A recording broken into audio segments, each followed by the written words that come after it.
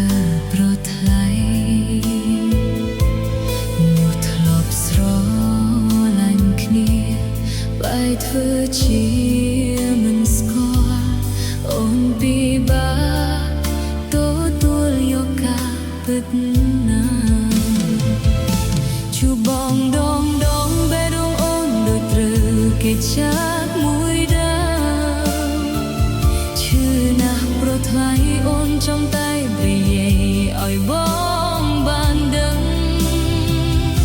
ថានឹកបងណាស់អូនស្រឡាញ់បងណាស់ដឹងទេប្រលឹងតែខ្លាចគេដឹងខ្លាចគេប្រច័ណ្ឌរកគ្រឿងជីវ៉ា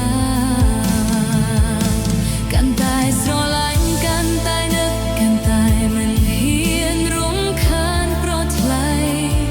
អូនពិតជាខ្សែបើសិនដឹងថាបងលំបាកព្រោះអូនសង្ឃឹមក្បែរគេបងមិនរស់ឈឺចាប់ដោយរូបអូនចុះស្មួនក្បែរគេចូលបងឃើញបងមានក្តីសុខអូនឈឺតែសប្បាយចិត្ត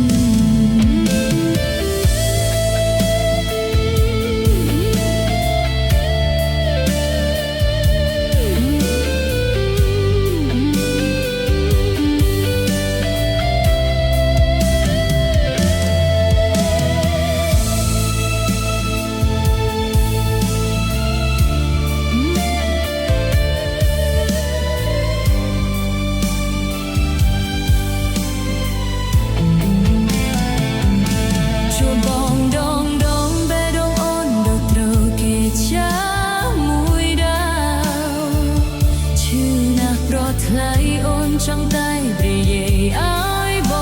ងបានដឹងថានឹកបងណាអូនស្រឡាញ់បងណាដឹងទេ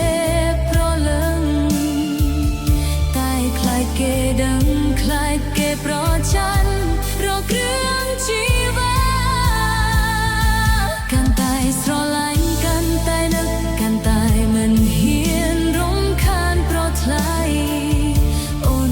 ជាខ្សែបើសិនដឹងថាបងលំបាកព្រោះអូនសង្ឃឹមក្បែរគេបងមិនរស់ឈឺចាប់ដោយរូបអូនចុះស្ងួនក្បែរគេចូលបង